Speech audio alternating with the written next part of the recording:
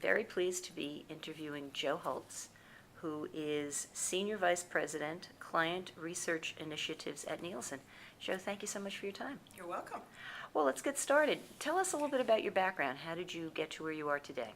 All right, I'll try not to make this too long and tedious, but I actually started out as an academic. I had a PhD from the Annenberg School at University of Pennsylvania. I taught college for a couple of years and then decided that I wanted a career that was more connected and engaged with the real world.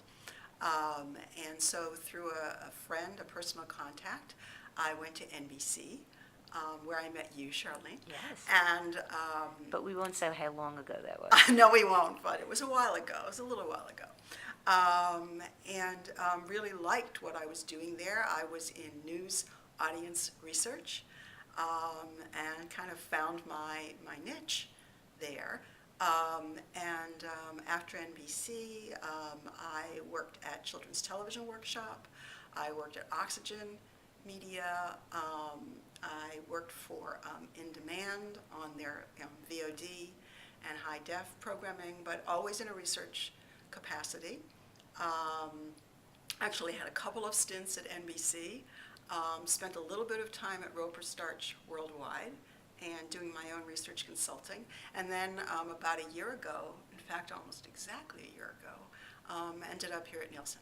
So you've seen media research from many angles, including the academic side. That's true. From the academic side, broadcasting, cable, mostly from the client side, but also now from the research vendor, supplier side. So, yeah.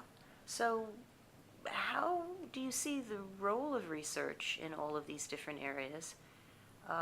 Similarities, differences, and trends? Wow, that's a big question. I'll give you extra time. Okay, let me think. Similarities, honestly, I think there's probably more differences than similarities, but, similar methods and approaches used, I guess, because once something starts being used, it gets used.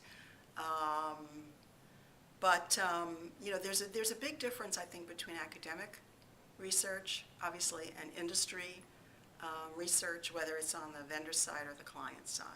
Academic research, you get a long time, and the results of what you do don't have to be practical.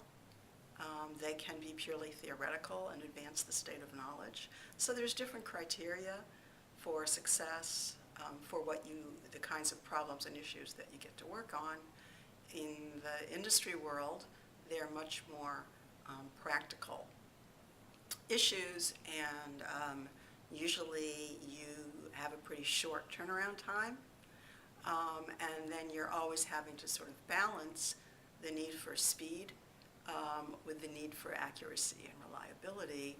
And I think also on the industry side, and this is really why I like it better than the work I did in academia, on the industry side, you've then got to translate the research into actionable results and actionable recommendations, and B, communicate all of that to a non-research savvy audience, and sometimes a non-research receptive audience. And that's really kind of the challenge, but part of why I actually prefer doing research in that context. I think it makes it more interesting.